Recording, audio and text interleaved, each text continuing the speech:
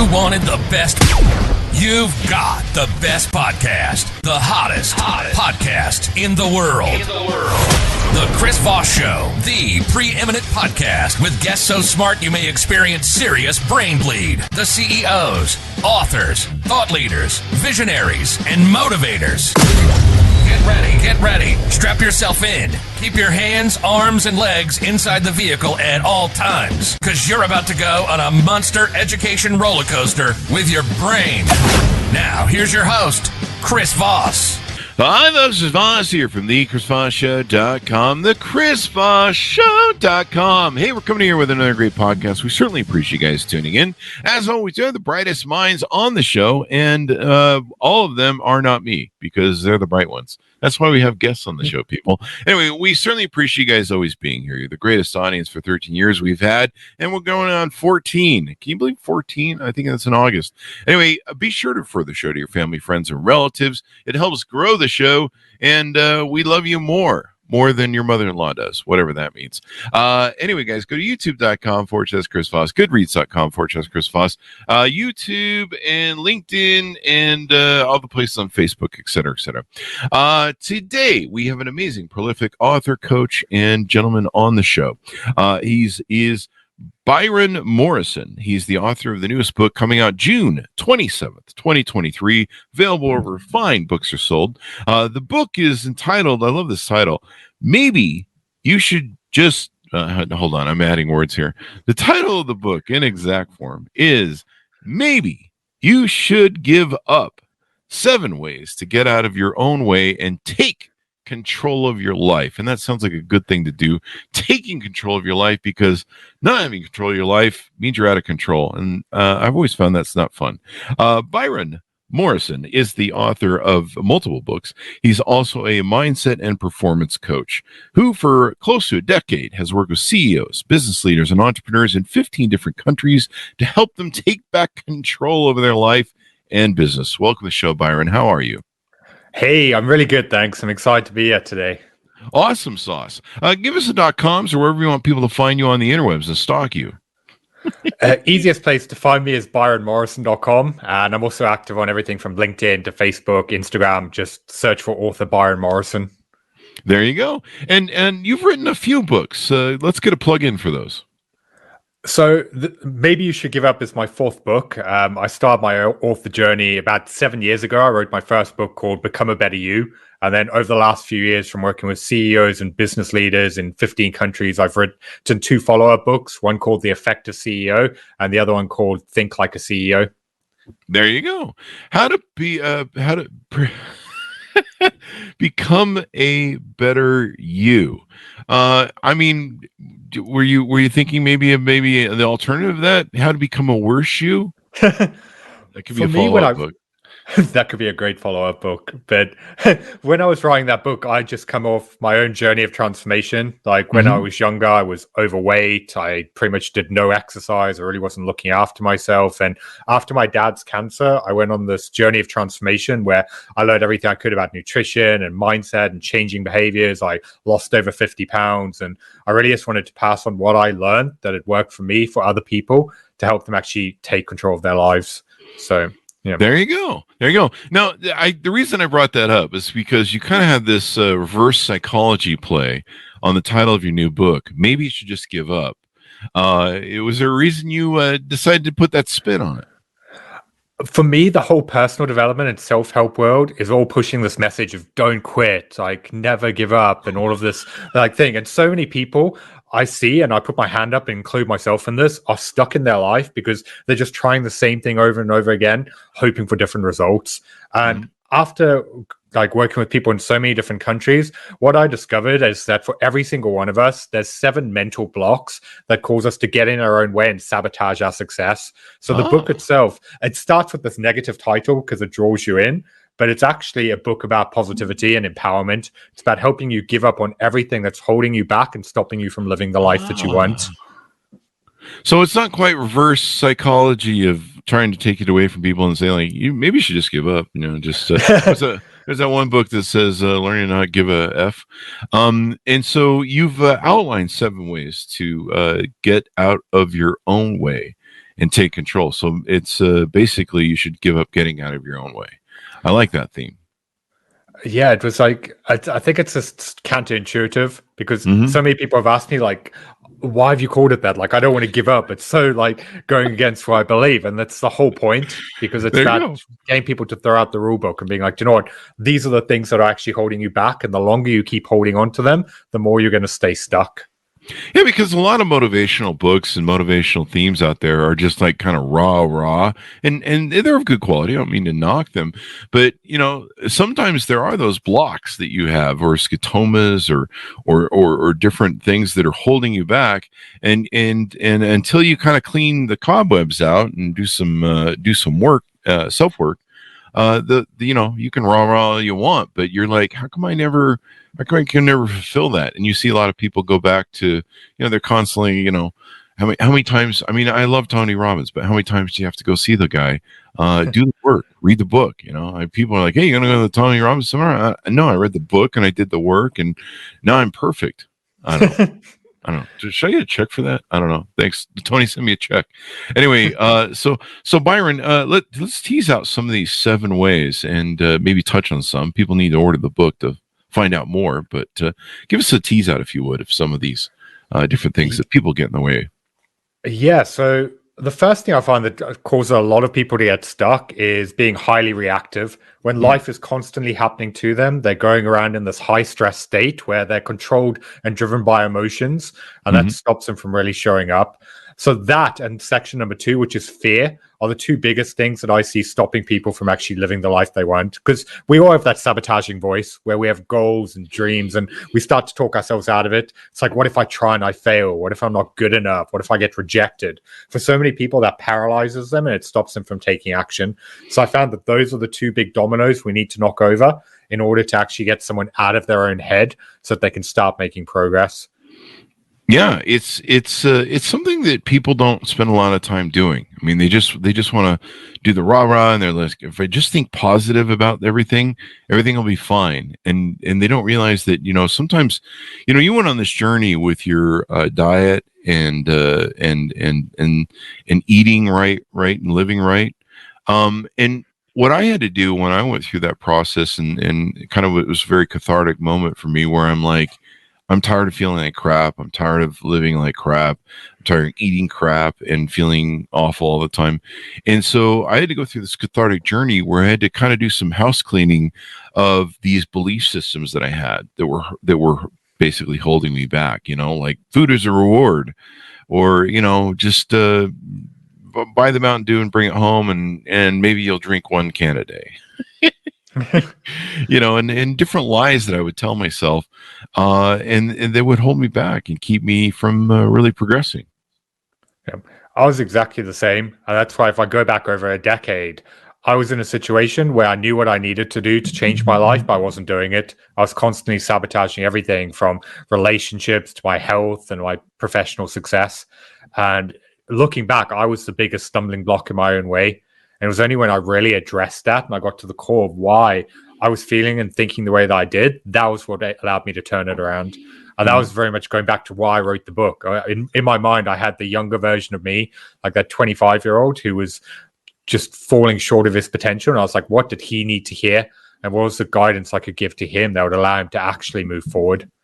What do you feel a lot of people, why are a lot of people like that? Do we get those rules from our parents or people who set examples in our lives, maybe that are mentors that mean well, but sometimes we're misguided by adopting some of their belief systems?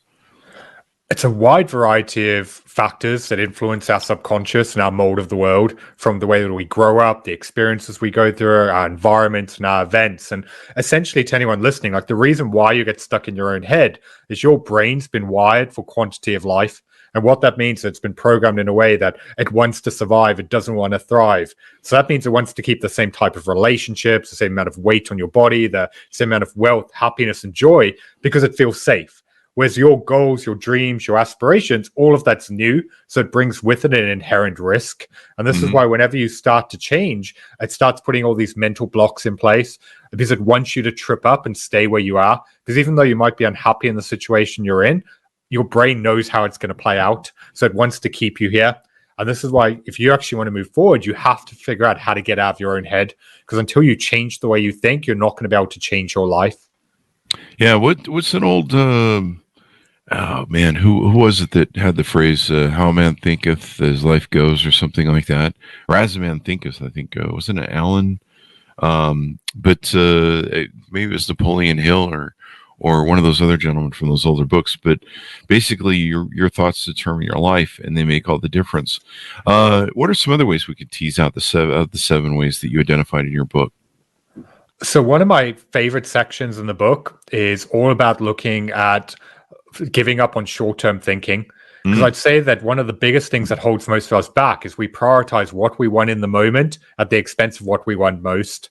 And this is how most people live their life. They're always giving into comfort and pleasure and that in the now satisfaction because they're not looking at the bigger picture of what it's actually causing them to give up on. And that's why if you look at some of the most successful people of all time, they're always thinking 5 steps ahead. They're making decisions based on where they want to get to. And that's why for me, it's all about developing the awareness of why are you making the choices that you're making. It's just you looking at the bigger picture and being like, okay, is this sacrifice that I'm going in for now worth what I'm going to give up on long term? And if you can start making those choices and be more intentional about what you're doing, health is a really easy example to take. Like when you're in the moment, you want that burger or that cake, you go for it because it feels good. But when you start making the choice of, okay, is this actually going to be worth it for my health or my weight loss or whatever you're focusing on, you can make decisions based on the future, not just the present. Yeah, and plan a life. What's that old adage? A life that isn't planned, a life not planned is not worth living, or less worth living.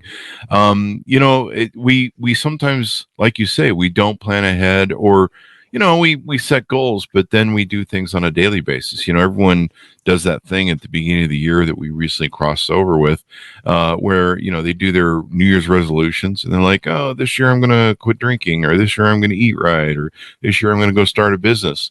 And then you find, I don't know what the stats are, but there's probably like 95% of people never follow through, and the next year they set the same goals, and the next year they don't follow through, and it's something that sitting down on life goals and maintaining those.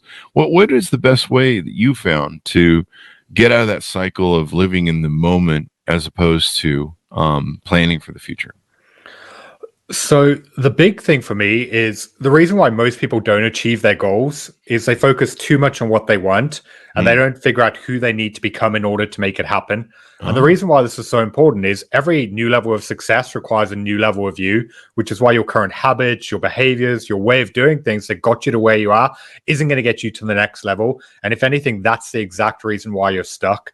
And this is why beyond your vision and what you want, you need to figure out who it is you need to become. And anyone listening to this right now, like the way you can do that is like close your eyes and really visualize the version of you who's achieved their goals.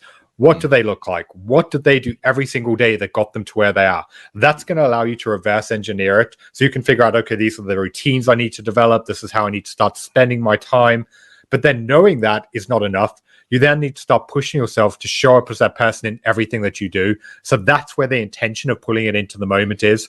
Because anyone can take action on the days they feel motivated, but discipline and willpower is not a strategy. So it's in those situations where, let's say, you need to go to the gym, or you need to have a tough conversation, or you need to start work on that project. You need to ask yourself, like, what would the person I want to become do right now?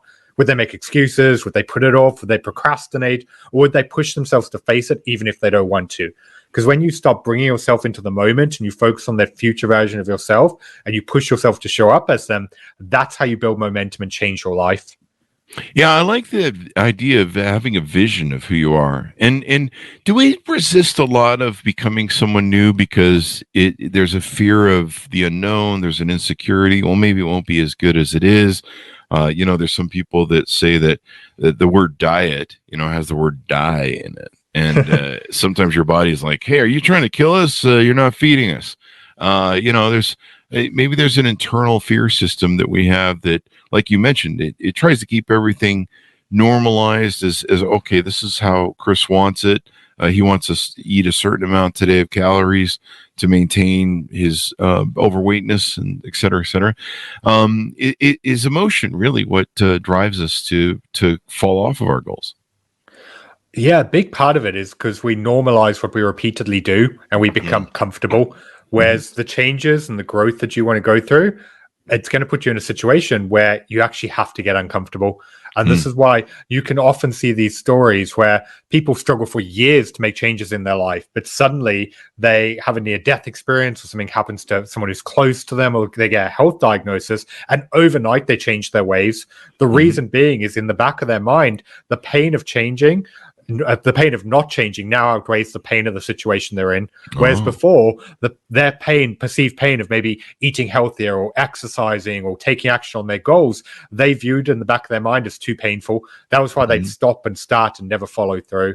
And that's why for me, it's all about tipping the scale in the other direction. It's looking at what are you going to miss out on by not going after that. Because when you can reframe that fear and suddenly it becomes scarier not to actually chase your goals and your dreams, then it becomes easier to follow through. I like that reframing of your fear and your emotions to where you approach it from a different angle. Recently I've been doing longer and longer intermittent fasting. I've always intermittent fasted, but one of the problems I've been running into is insulin resistance, and I'm at my lowest weight that I've ever been since my 30s, and I've been hitting new records, but I kind of hit these plateaus. And I have to kind of push through with longer intermittent fasting. And you wrote about some of this, probably talking in your book about getting healthy, probably. I don't know if you did intermittent fasting, lose weight, or if you just went to exercise.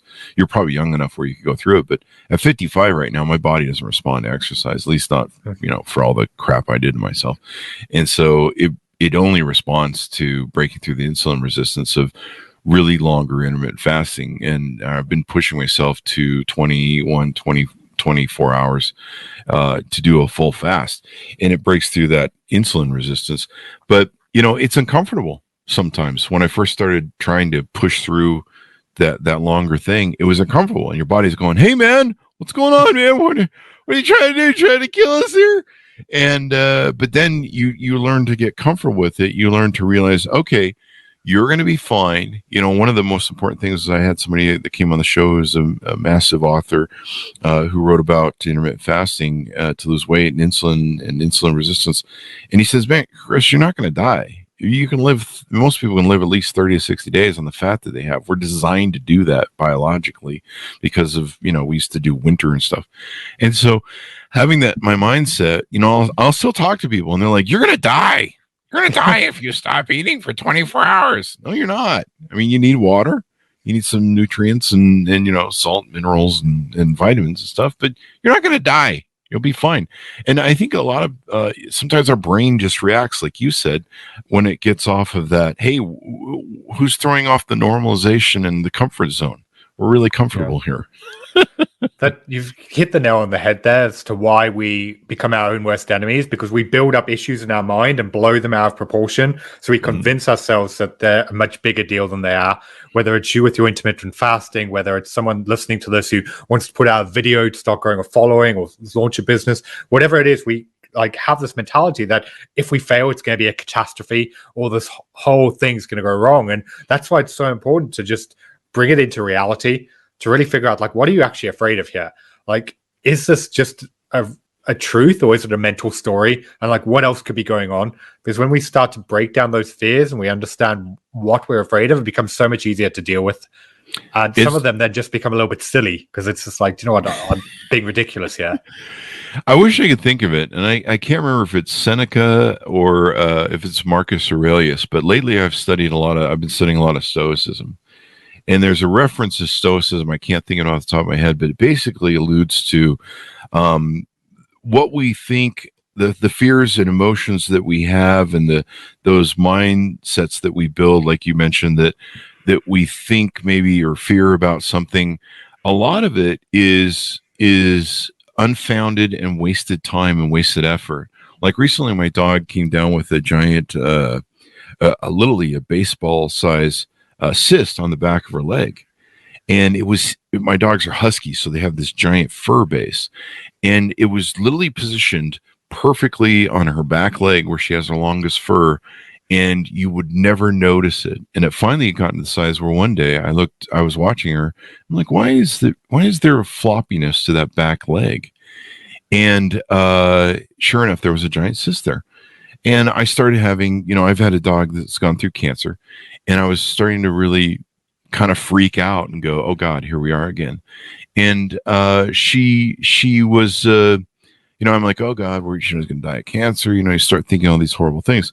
And then I started thinking, okay, just calm down. You're blowing this out of proportion. You're going into a lot of fear and emotion. Let's take a breath. Let's have the cancer examined, or the cyst examined. And sure enough, it was a giant cyst that wasn't cancerous and had grown really out of control very fast. And we had it removed, and she's fine. And I sat down with my stoicism and went, okay, let's not imagine all sorts of crazy stuff. Let's not freak out and, start imagining all the worst things that can possibly happen and get lost in the minutia of it all. And let's take baby steps and go through it. And working through it really helped me, and taking the emotion out of it really helped me manage the situation, not let it get out of control. And I think that's a real big thing. Emotion seems to be a way, whether instead of processing logic and reason, that we get out of hand and our life gets out of control, I think. Yeah. Firstly, I'm really glad to hear that your dog's okay. Like, as a dog dad, like, that's like my biggest fear. But like, that perfectly aligns with like section 4 of the book. It's giving up on worrying about problems that haven't happened yet, because we all have this tendency where we fixate on the future and then we convince ourselves of outcomes before they even go wrong. But then the problem is often we end up in a self-fulfilling prophecy where then our actions, our decisions, what we focus on all comes into alignment and we make the problem happen. Or we put ourselves through so much stress and then something doesn't even go on. Like, one of my favorite quotes is, if you stress about something before it happens, you essentially put yourself through it twice. And that's why it's all about bringing yourself back into the moment, because you're never going to be in complete control of what's going on around you. But the one thing you can always control is how you respond to it. And it goes back to exactly what you said, of focusing on the emotionals and understanding why you're feeling the way that you do, and then putting your attention from the past or the future into the present and what action you need to take to actually turn it around. Mm-hmm. Yeah, it's there's a quote here from what is it, Marcus Aurelius: "Forget everything else, keep hold of this alone, and remember it. Each one of us lives only now in this brief instance, and the rest has been lived already, and it's impossible to see." And so, by focusing, on being present, that was the other thing that I learned several years ago. I think 2017 was the issue of being present and focus on building the world that I need to do today, and not worrying about the past. Some people spend all day worrying about their past mistakes and their past things. I think that some ways a lot of people, it interferes with their ability to plan for the future, because they're so worried about fixing the past, and you can't. It's over, it's done. You can't worry about that. You've got to move forward on the future. And then some people worry about things in the future, like, what if I get a business and it fails? I've heard that a lot. Well, I haven't started my company because I want to make sure it's perfect and it won't fail. And it's like, it's never going to be perfect. Yeah. The interesting thing with perfectionism is most people put it up on a pedestal and they convince themselves it's a really good thing. They're like, I'm a perfectionist, I always get everything just right. Like, they take pride in it. Whereas actually, if you break it down, perfectionism is fear, because they're afraid of what if they put themselves out there and they're not good enough? What if they get judged or they get rejected? So that's why they use perfectionism as a defense mechanism to avoid taking action. Whereas, as you know, when you're building companies or you're trying to achieve big goals, a lot of the time you've got to get feedback. Like, you've got to take action. You've got to figure out what worked, what didn't, and adapt it. So all perfectionism is doing is preventing you from reaching your goals. So that doesn't mean start just settling for sloppy work, but it does mean you have to have the awareness of knowing when something is good enough, and then just allowing yourself to go for it. Because if you keep trying just to get a few % better, all that's doing is forcing you to waste time and energy, because it's probably not actually going to make a big difference. And it's just so interesting how we get stuck in our head over that fear and how much it can hold us back. Mm-hmm. And the anxiety is probably mixed in with that fear. I think it might be the same the way it works, but we get anxious about what if it doesn't work? We start thinking about all the failures. I used to run a lot of scenarios through my mind as a strategist, because I would want to try and plan for events. And I'd be like, okay, well, let's plan if this happens and this happens, and this happens. And it ended up being a waste of time. Like I said, I just went through this with my dog, where I just said, okay, we're not going to think about every possible scenario and craziness that's going to happen. I've been through a year and a half of hospice care with cancer dog, and it wasn't fun for anybody, but we got through it. And we learned a lot. We saved a lot of other dogs from what we learned. And so there was a silver lining to it all. But like when you start a business and you go through change, you don't know what that future is going to be, and you don't know what you're going to have to process. Like you said, it's a process where you're kind of aligning. What's that old adage of, when a ship goes from one point to another, it doesn't go in a straight perfect line. When you start a business, it doesn't go in a straight perfect line. You've got to test, you've got to process, you've got to get feedback. A lot of my businesses I started, some we changed the name after a month. We're like, no, this name sucks. This is not something that's going to work for us. Let's throw out that name and start a new name. Sometimes we would start one way of a company we owned and go, yeah, this business model doesn't work. And you go this way. And so it's the constantly zigzagging that gets you to the destination of the ship analogy. And people don't realize you've just got to start that journey. And it's kind of like, I always like the analogy of walking down a road or going through a forest. You go down a pathway, and as you're going down that pathway, you have to start heading toward the direction you want to go. And maybe you don't know exactly where you're going to land, but you have to start heading that way and going through the motions, going through the journey, if you will. It's all about the journey and not the destination. Was a hard thing for me to learn. And you're going to have forks in the road, and you're going to have to make decisions, and maybe you have to backtrack and go down the other fork in the road, or maybe you have to find another fork in the road. And it's just like these million variations of combinations where one day you wake up and you go, hey man, what a glorious thing I built. I remember when we first started the Chris Voss show, it was like, oh God, what do we got to build here? And this seems like work, and I don't really know where it needs to go and what I'm going to be wanting to talk about 10 years from now, but let's start and see what happens. And, the zigging and zagging. Then you wake up one day, 13 years later, and you just go, wow, I'm glad I started taking the steps on that journey. And the anxiety of where we go and stuff can really hold us back, I think.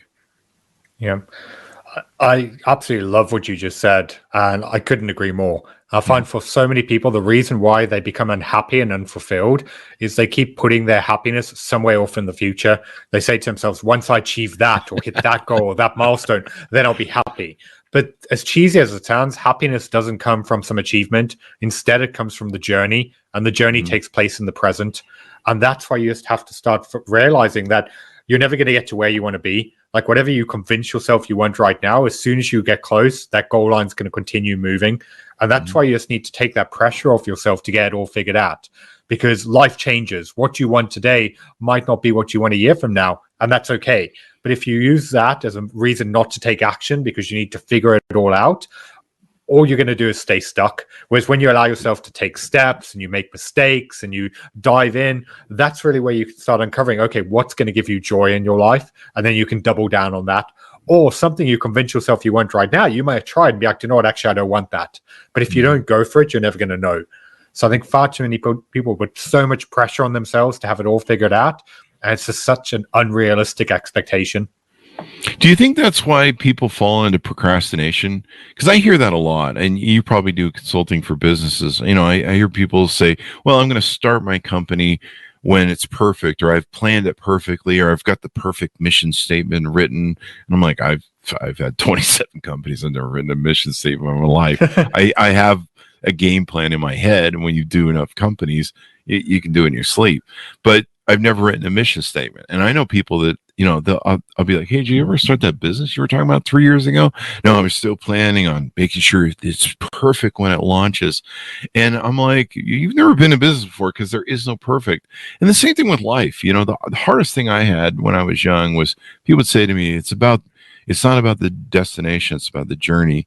And I'd be like, I hate you. I just want to punch you in the face every time you say that. And I was so goal-oriented, and I wasn't enjoying the journey, and I wasn't happy. I was miserable. And I think my body's like, you're miserable trying to get out of your comfort zone. We should just make you back in your comfort zone. It helps you procrastinate and not achieve your goals, I think. Yeah, 100%. That's the problem with that future focus and where you're getting stuck in your own head because you just don't know. You can't predict what the future is going to bring. And that's why it's all about just allowing yourself to go out and experience life. Because I see this all the time in clients I work with where they've built these huge businesses, they've had incredible success, but they're miserable because they put all of their happiness in some future goal that's just not real. And it's come at the expense of everything else. So they start resenting their success. And that's why, like you said, younger you wouldn't have listened to their advice. And it's just like sometimes people need to go through the trial and everything, all the challenges just to understand, you know what, this isn't the life I want to be living. So it's just, it goes back to just having that compassion with yourself to be like, you know what, I'm doing what I can. I'm allowing myself to make progress and not being so hard on yourself. Because I think as high achievers, we're our own worst critic and we put so much pressure on ourselves to perform and deliver. And while that's a great driving force and motivator, it's never going to lead to any happiness. Because if you're constantly beating yourself up over how you could have done a bit better or you haven't done enough yet, you're going to bring your self-worth into question and you're never going to feel like you're enough. And that's very much like going back to the core of the book, like that's section number 6. It's like you've got on this journey of transformation. And the sixth thing you need to give up on is being so hard on yourself. It's knowing when to cut yourself some slack. But you can see, like, you know what, I've done my best. I've shown up and being at peace with that. That doesn't mean lower your standards and goals and expectations, but it's taking that pressure off yourself, which is self-imposed. Yeah, enjoy the journey, man. Look around. I said this to my niece and nephew when they were graduating high school. I said, you know, be a story collector. That's what we do on the Chris Voss Show. We be a story collector. I learned that from Larry King, the great CNN host. You know, collect stories. Be interested in people. Find out what their life journeys was. What made them. And you know, I used to have people that would come up to me when we had all of our companies and you know, all my partners, investors, and they would be like, "Hey, Chris, it's great that you finally arrived. You can just relax now and coast." I'm like, "Hey, you can't coast." And I always thought the same thing too. I was like, "I'll reach a certain, you make a few $1 million, and you know, you can just coast for the rest of your life. You can sit back and I don't know, drink lattes all day." No. It becomes more challenging. It becomes more, the high wire goes up more. So there, you know, you're more looking down going, well, we can't stop this ride because there's a long way down. And you have to learn to enjoy the journey. Cause I went through the same cathartic moment you talked about with, you know, you're miserable. You achieve all your goals, at least financially, and you're freaking miserable. And, you know, people around you are miserable because you're miserable usually, or you've surrounded yourself with miserable people thinking that will improve your life. And, you know, you gotta enjoy that journey and keep a healthy mindset. Yeah. A lot of that comes down to the reframing and perspective shift, though, because I'll speak to people all the time who will tell me that once they get to that next level of success, things will be easier. They'll have more time. They'll be able to spend more time with their family. Like, they'll have less problems. Whereas, as you know, every new level of success brings new problems and demands. So if you're waiting for the perfect time, it's never going to happen. And this is why I find for so many of us, we fall into the cycle where we say, okay, once I achieve that, that's when I'll take some time off. I'll spend more time with my family. I'll focus on my health. But that's what we said the time before and the time before that. And it's just this never-ending cycle. And it goes back to that whole point of being present in the moment. It's like, yes, have big goals and aspirations, but balance that with being in the moment and enjoying life. Because if you don't, you're just going to wake up one day and life is going to have passed you by and you're just going to have realized that you didn't actually stop to enjoy it. Exactly. And for so many years building companies, I used fuel badly. So I would drink, 10 Mountain Dews a day for caffeine and pump and sugar and lots of alcohol at night to keep working through the night and up late. I used, food as a fuel. And, when I was younger, it seemed okay. But, after a while, it catches up to you. And so you're making these things and you're like, I'll lose weight. I'll go to the gym later. I'll do this later. I'll clean up my act and quit drinking all the Mountain Dews later. If I can just get this business and stuff done right now, I can coast. And you give me an epiphany that people really do think there's that leveling off, that you finally hit a point where you can go, I don't have to do anything anymore. And you can't. I mean, billionaires, we've had billionaires on the show. We just had one a couple weeks ago. They the bigger the success gets, the more you have to maintain it, the more you have to keep growing it, the harder it is because it's so massive. And your organizations take on things, and people put things off, and they just go, oh, I'll start the business next month or next week. And I've had companies for 20 years, and waking up and going, wow, I'm glad I started at day one and we said, the hell with it, we're going to go for it. Because if we hadn't, we wouldn't be here 20 years later, and you see the results of that, and you just pat yourself on the back. But you've got to make those choices and get out of your comfort zone right away. Yeah. I actually did an Instagram post about this earlier today, where I was talking about the fact that the choices and decisions that you made 3 years ago are the reason why you're living the life that you're living today. And if you're not happy with your current situation, there's no point dwelling on that. No amount of going back and beating yourself up is going to change it. But also the choices and actions you take today is going to determine your life 3 years from now. So you can make a decision to do things differently, regardless of what age you are, what you've been through, or your failures and setbacks. You can make a decision right now that, you know what, I'm going to show up differently. This is what I want. This is what I'm going to go for. And I'm going to put myself out there. There's no point dwelling on the past. Like, all of that was a stepping stone that you needed to go through to get you to a point that you're at right now that's made you ready. But if you're just continuously delaying, it goes back to that realization of, what are you going to regret down the line? Because after my dad's cancer, one of the big realizations I had in my own journey and how much time I wasted was how much of my life I put off. And now the one thing that terrifies me far more than failure and rejection or not getting it right is regret. And it's just recognizing that you're going to regret the things you don't do far more than things that you do. And if you can use regret as a fear to drive you, then it becomes so much easier to follow through. Was that a cathartic moment in your life when your father got cancer? Yeah, it was such a life-changing thing. Like, during his treatment, he had most of his bowel surgically removed, and he spent 25 days in ICU, most of on life support and breathing through a tracheostomy. And luckily he pulled through, which is something I'm eternally grateful for. But that was the wake-up call that I realized I had to change. And I wish I could sit here and be like, overnight, everything was different. But it's just, I spent the next couple of years where, going back to what I said at the beginning, I knew I needed to do, but I wasn't doing it. Even though I knew I needed to make changes in my career, my professional life, I still had all of these negative thoughts. I was still doubting myself. I was my own worst enemy. I was just sabotaging myself. And that's why such a big part of my message has been going to help people like that, who know that they're capable of so much more. They're not anywhere close to their potential, and just getting them out of their own way. Yeah, regret's a big thing. I meet these people; they're kind of interesting, and they'll talk on Facebook and say, I don't have any regrets. Like, what kind of life did you lead? I've some people have said, what would you go back and say to yourself at 16? I'd be like, go see a psychiatrist, man. I had high anxiety and childhood trauma and different things going on with my life, and I probably need some mental help for some of the stuff that I went through. But even then, you can't live in those regrets. You can't focus on them and be like, whatever. You just need to look at them and go, hey, man, I need to learn to be a better person. But, I started my weight loss journey and my health journey, I think in 2015, 2016.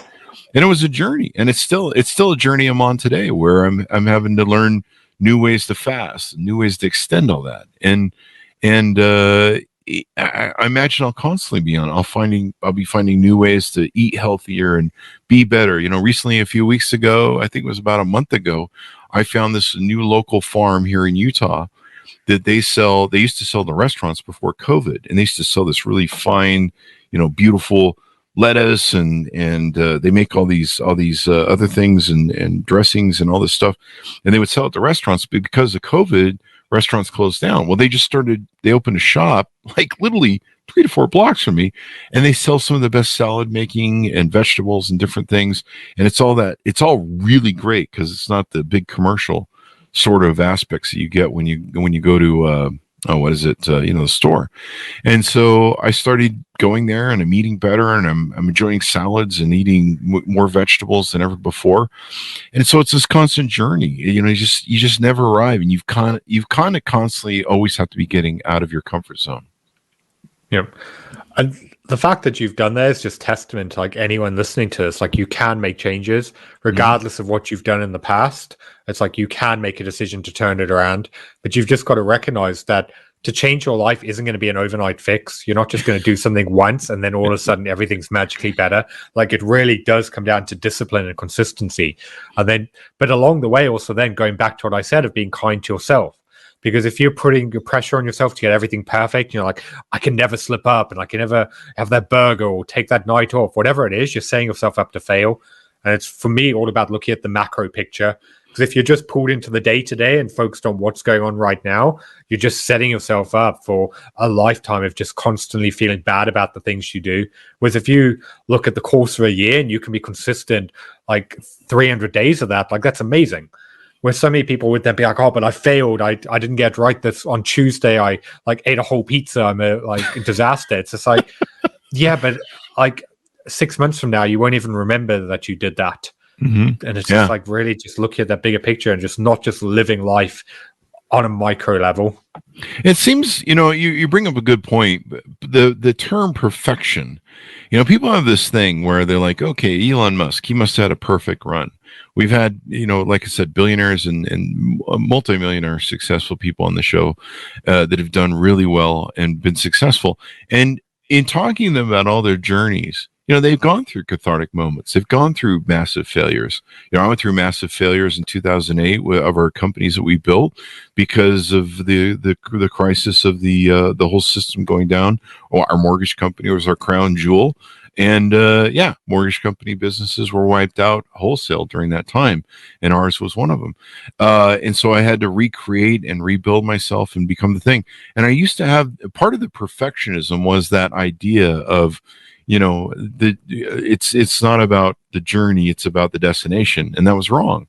There's no perfect ending. There's no perfect arrival. You're just constantly adjusting, even like 14 years with this show or 13 years with this show, we're constantly adjusting. We made adjustments 3 years ago with COVID to expand the series and bring on more authors that weren't just business and CEO related, but authors who talked about everything.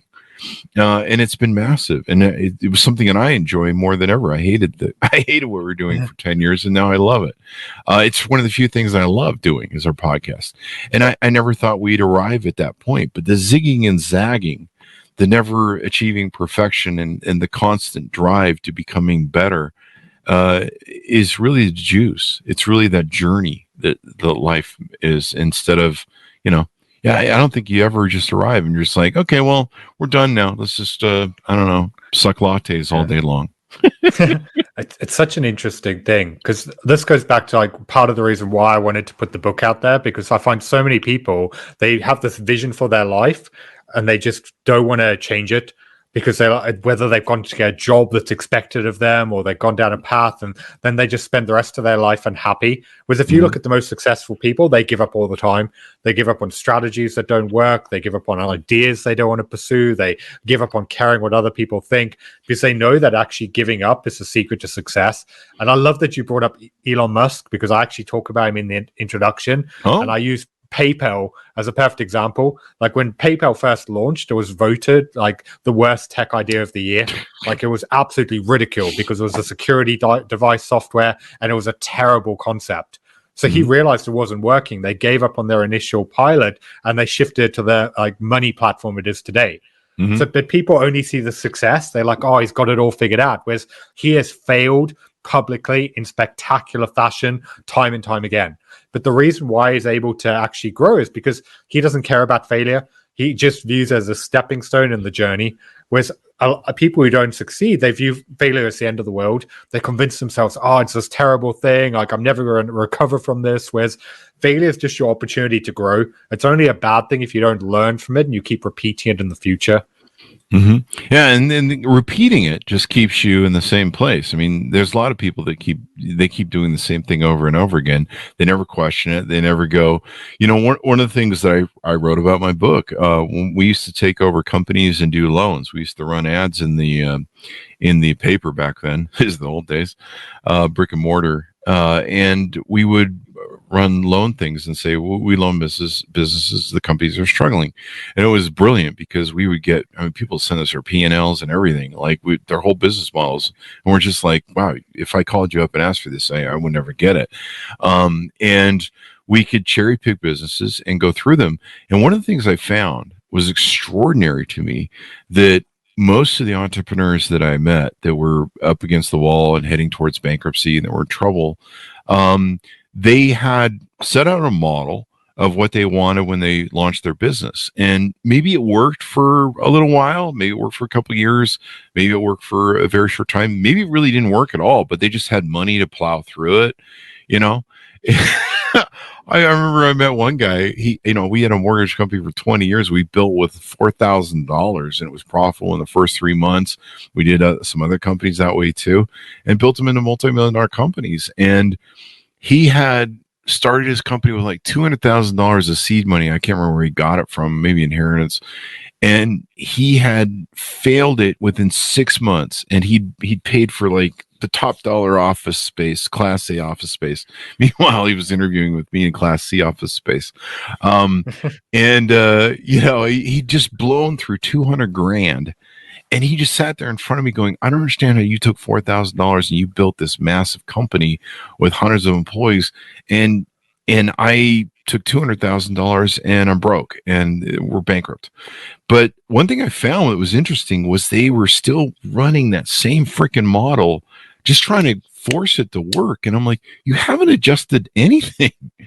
And a lot of times they would just say to me, they'd be like, well, you clearly see something successful here. And I'm like, well, you have more assets, you have cash. So we see that, and we can also fold it into our companies. But I would be like, here's the first right of refusal. If you're not going to turn your company over to us now, here's the first right of refusal. We'll give you $10 or $100 or whatever. But here's the thing, make sure you call us before you get close to the bankruptcy, because if you call me a week before bankruptcy, I can't save you, and I can't save this company. You got to take my offer now. And they would be like, no, I think I can make it work. And they would still keep ramming that model, and they would never adjust it. They'd never tweak it. They'd never do what we've talked about, the zigzagging and being like, well, maybe you should do this, maybe you should do that. And then they would always call me a week before bankruptcy or a couple of days before bankruptcy. Hey, we're about to file bankruptcy. You want to buy us now? No. And I'm like, you guys kept running that same model. Yeah, pretty much. And you're just like, no, this is, and it was crazy. And people do that. They keep doing there's an old adage, I don't know who said it, but people keep doing the same things over and over, and they expect different results. Yeah. Is that whole the definition of insanity? Yeah, there you go. Yeah. That's it. The definition of insanity is to do the same thing over and over and expect different results. And we do that. And we think in our mind that somehow things are going to be different. Somehow if we just keep hammering away at something, that somehow it'll work. Well, if you're not hammering the nail's never going to go into the peg. If you're just banging stuff, and well, let's hit this wall over here and see if this does anything. It's got to be thought through. And so I like how you have that forward vision of 3 years in the future and stuff. Anything more we want to tease out in the book before we go? So the big takeaway message of the book we've touched on in different ways today on the show, but it's ultimately, like I said, there's 7 different sections, from fear to giving up short-term thinking and worrying about the future. And it takes the reader on a journey finally to section number 7, which is all about giving up putting off their happiness, because we're all guilty of delaying the things that we want, convincing ourselves it's not the right time, we can't prioritize ourselves. And that's why ultimately the book is about getting you out of your own head and pushing you to a point where you can start actually living the life that you want. So, because at the end of the day, if you're not happy, what's the point? And it goes back to what we were talking about before, of being intentional and in the moment. It's about you becoming present in more moments, being there with the people you are and living the life that you want. So that's essentially the whole purpose of the book. It's about giving up on everything that's stopping you from living the life that you want. So in the end, you can be happy. There you go. That's why I faked my death and ran away from the kids and families, because I wanted to be happy, and so I changed things. No, I'm just kidding. Don't do that, people. That's a joke. Anyway, it's been wonderful to have on the show and enlightening us with so much stuff and great access to the book. Byron, give me your .coms, wherever you want people to find you on the interwebs. Yeah, so you can find me at byronmorrison.com. My new book, Maybe You Should Give Up, is available anywhere that you can order books. And you can also find me on pretty much any social media platform, from LinkedIn, Instagram, Facebook. Just search for author Byron Morrison. There you go. And the book comes out June 27th, 2023. Maybe You Should Give Up. 7 ways to get out of your own way and take control of your life. And do it now. Don't put the book off, just like we talked about. Don't wait till next week or the week before or a week after or whenever. Order it now. You can pre-order it, and that way you have the book as soon as it comes out and all that good stuff. And take control of your life now. Plan now. So a great discussion, Byron. Thank you very much for coming on the show with us today. Yeah, thanks for having me on. This was a lot of fun. There you go. And thanks to my audience for tuning in. Remember, Chris Voss shows the family that loves you but doesn't judge you, at least not as harshly as your mother-in-law. So refer the show to your family, friends, and relatives. Go subscribe to the big LinkedIn newsletter, the big LinkedIn group over there, youtube.com/Chris Voss, goodreads.com/Chris Voss. And be sure to stay tuned for all the amazing authors we have coming up this week, from Simon Schuster, Random House, Penguin, all that sort of great stuff. Thanks for tuning in. Be good to each other. Stay safe, and we'll see you guys next time. And that should have us out, man.